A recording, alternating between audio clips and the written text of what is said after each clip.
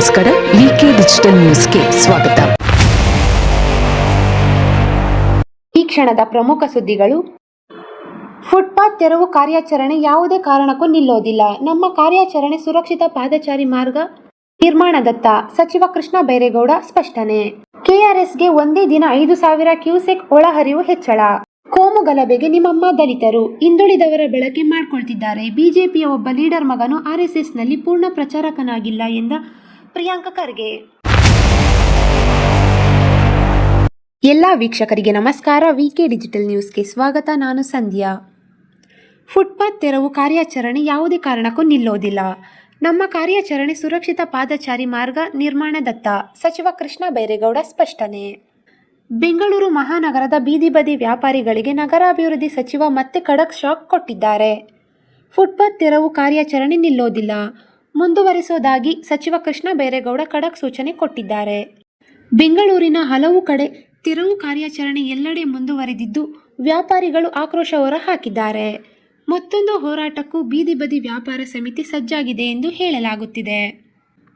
July 1 ಬುಧವಾರ ಆರಂಭಗೊಂಡ ಪಾದಚಾರಿ ಒತ್ತುವರಿ ಕಾರ್ಯ ಕಳೆದ 8 ದಿನಗಳಿಂದಲೂ ಸತತವಾಗಿ ಬೆಂಗಳೂರಿನಲ್ಲಿ ಫುಟ್ಪಾತ್ ಒತ್ತುವರಿ ತೆರವು ಕಾರ್ಯಾಚರಣೆ ಸಾಗುತ್ತಲೇ ಬಂದಿದೆ. ಈಗಾಗಲೇ ಸುಮಾರು 430 ಕಿಲೋಮೀಟರ್ ಫುಟ್ಪಾತ್ ತೆರವು ಆಗಿದ್ದು, ಫುಟ್ಪಾತ್ ತೆರವಿಗೆ ಭಾರಿ ವಿರೋಧ ವ್ಯಕ್ತವಾಗಿರುವುದು ಕಂಡುಬಂದಿದೆ. ಹೀಗಾಗಿ ಸಚಿವ ಕೃಷ್ಣ ಬೈರೇಗೌಡ ನೇತೃತ್ವದಲ್ಲಿ ಇಂದು ಬೀದಿ ಬದಿ ವ್ಯಾಪಾರಿಗಳ ಜೊತೆ ಸಭೆ ನಡೆಸಲಿರುವರು.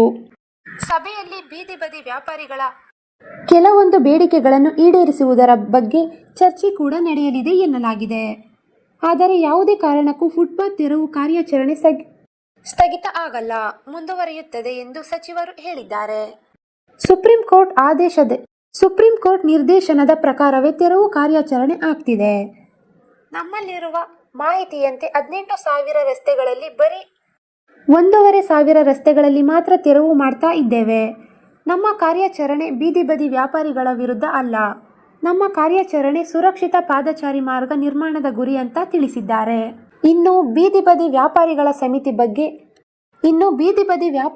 ಸಮಿತಿ ಸಭೆ ಬಗ್ಗೆ ಪ್ರತಿಕ್ರಿಯಿಸಿ ಸಚಿವರ ಜೊತೆಗಿನ ಸಭೆ ಸಕ್ಸಸ್ ಆಗಿಲ್ಲ, ಕೆಲವೊಂದು ಬೇಡಿಕೆಗಳನ್ನು ಈಡೇರಿಸುತ್ತೇವೆ ಅಂತ ಹೇಳಿದ್ದಾರೆ. ಕೆಲ ಬೇಡಿಕೆಗಳ ಬಗ್ಗೆ ಸ್ಪಷ್ಟನೆ ಸಿಕ್ಕಿಲ್ಲ. ಬೀದಿ ಬದಿ ವ್ಯಾಪಾರ ತೆರವು ಪಟ್ಟಣ ಪಂಚಾಯಿತಿ ಸಮಿತಿಯಲ್ಲಿ ಚರ್ಚೆ ಆಗಬೇಕು. ಪಟ್ಟಣ ಪಂಚಾಯಿತಿ ಸಮಿತಿ ರಚನೆ ಮಾಡ್ತೇವೆ ಅಂತ ಹೇಳಿದ್ದಾರೆ. ಬೀದಿ ಬದಿ ವ್ಯಾಪಾರಿಗಳನ್ನು ಪರಿಶೀಲನೆ ಮಾಡಬೇಕು, ಐಡಿ ಕೊಡಬೇಕು ಅಂತ ಒತ್ತಾಯ ಮಾಡಿದ್ದೇವೆ. ಫುಟ್ಪಾತ್ ಮೇಲೆ ಮಾಡೋದ್ರಿಂದ ಯಾರೂ ಸತ್ತಿಲ್ಲ. ಸತ್ತಿರೋ ದಾಖಲೆ ಇದ್ರೆ ತೋರಿಸಿ ಅಂದರೆ ಇಲ್ಲ. ಕಾರ್ಯಾಚರಣೆ ಮುಂದುವರಿಸುತ್ತೇವೆ ಅಂತ ಇದ್ದಾರೆ. ಪ್ರಮುಖ ರಸ್ತೆಗಳಲ್ಲಿ ವ್ಯಾಪಾರದ ಬಗ್ಗೆ ಸರಿಯಾದ ಚರ್ಚೆ ಆಗಿಲ್ಲ. ಬೀದಿ ಬದಿ ವ್ಯಾಪಾರಿಗಳ ಸಮಿತಿ ಮತ್ತೆ ಸಭೆ ಮಾಡಿ ಮುಂದಿನ ನಿರ್ಣಯ ಕೈಗೊಳ್ಳುತ್ತೇವೆ ಎಂದಿದ್ದಾರೆ. ಸಿದ್ದಾಪುರ ಪೊಲೀಸ್ ಠಾಣೆ ಮುಖ್ಯ ರಸ್ತೆಯಲ್ಲಿ ತೆರವು ಕಾರ್ಯಾಚರಣೆ ಇಂದು ಸಹ ನಡೆದಿದ್ದು, ವ್ಯಾಪಾರಿಗಳು ಆಕ್ರೋಶ ಹೊರಹಾಕಿದ್ದಾರೆ. ಕೆಲವು ಕಡೆ ಮಹಿಳೆಯರು ಜೆಸಿಬಿಗೆ ಅಡ್ಡ ಹೋಗಿ ಕಾರ್ಯಾಚರಣೆ ತಡೆದಿದ್ದಾರೆ ಎಂದು ಹೇಳಲಾಗುತ್ತಿದೆ. ಕೆಆರ್ಎಸ್ಗೆ ಒಂದೇ ದಿನ 5,000 ಕ್ಯೂಸೆಕ್ ಒಳಹರಿವು ಹೆಚ್ಚಳ. ಮಂಡ್ಯ ಜಿಲ್ಲೆಯ ಹಾವೇರಿ ನದಿ ಜಲಾನಯನ ಪ್ರದೇಶದಲ್ಲಿ ನಿರಂತರವಾಗಿ ಮಳೆಯಾಗುತ್ತಿದ್ದು, ಕೃಷ್ಣರಾಜಸಾಗರ ಡ್ಯಾಂಗೆ ಒಂದೇ ದಿನದಲ್ಲಿ 5,000 ಕ್ಯೂಸೆಕ್ ಒಳಹರಿವು ಹೆಚ್ಚಳವಾಗಿರುವುದು ಕಂಡುಬಂದಿದೆ. ಇಂದು ಜುಲೈ 9ರಂದು 12,694 ಕ್ಯೂಸೆಕ್ ಒಳಹರಿವು ಇದೆ. ಜುಲೈ 8ರಂದು 7,531 ಕ್ಯೂಸೆಕ್ ಒಳಹರಿವು ಇತ್ತು. ಭಾರಿ ಮಳೆಯಿಂದ ಒಂದೇ ದಿನದಲ್ಲಿ 5,000 ಕ್ಯೂಸೆಕ್ ಏರಿಕೆಯಾಗಿದೆ. ಇದರಿಂದ ನೀರಿನ ಮಟ್ಟ 85.66 ಅಡಿಗೆ ಏರಿಕೆಯಾಗಿರುವುದು ಕಂಡುಬಂದಿದೆ. ಈಗ ಡ್ಯಾಂನಿಂದ 13.512 ಟಿಎಂಸಿ ನೀರು ಶೇಖರಣೆಯಾಗಿದ್ದು, ಇದೇ ರೀತಿ ಒಳಹರಿವು ಹೆಚ್ಚಾದರೆ ಕೆಆರ್ಎಸ್ ಡ್ಯಾಂ ಭರ್ತಿಯಾಗಲಿದೆ ಎನ್ನಬಹುದು. ಒಟ್ಟಾರೆ ಮಂಡ್ಯ ಜಿಲ್ಲೆಯ ರೈತರಿಗೆ ಶುಭ ದಿನಗಳು ಬರಲಿದೆ ಎಂದು ಹೇಳಲಾಗುತ್ತಿದೆ.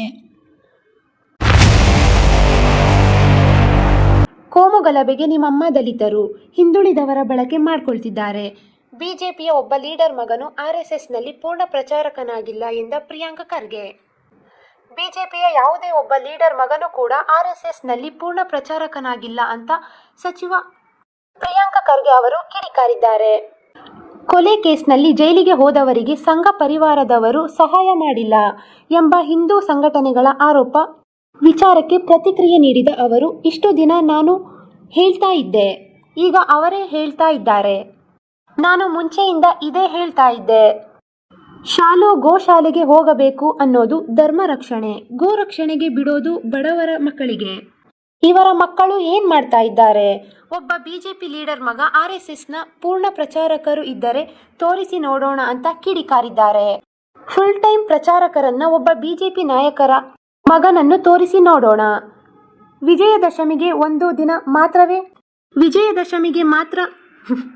ವಿಜಯದಶಮಿಗೆ ಒಂದು ದಿನ ಮಾತ್ರ ಚಡ್ಡಿ ಪ್ಯಾಂಟ್ ಹಾಕೋದು ಅವರು. ಕೋಮು ಗಲಭೆಯಲ್ಲಿ ಯಾರು ಸಾಯ್ತಾ ಇದ್ದಾರೆ? ಇವರು ಮಕ್ಕಳ ಪರೇಶ್ ಮೇಸ್ತಾ ಹೆಸರಲ್ಲಿ ಚುನಾವಣೆ ಗೆದ್ರು.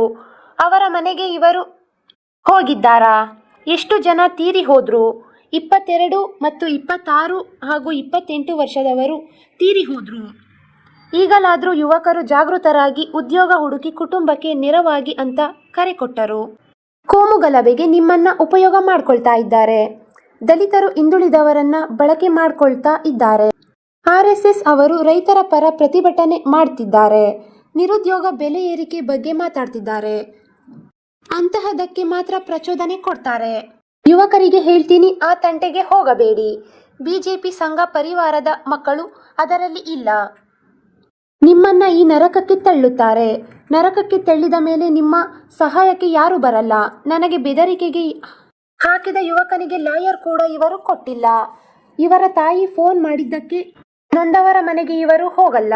ರಾಜಕೀಯ ಬೇಳೆ ಬೇಯಿಸಿಕೊಳ್ಳೋಕೆ ಯುವಕರು ಬೇಕು. ಮಹೇಂದ್ರ ಕುಮಾರ್ ಹೇಳ್ತಾ ಇದ್ದರು, ರಕ್ತ ಪಿಪಾಸುಗಳು ಅಂತಿದ್ದರು.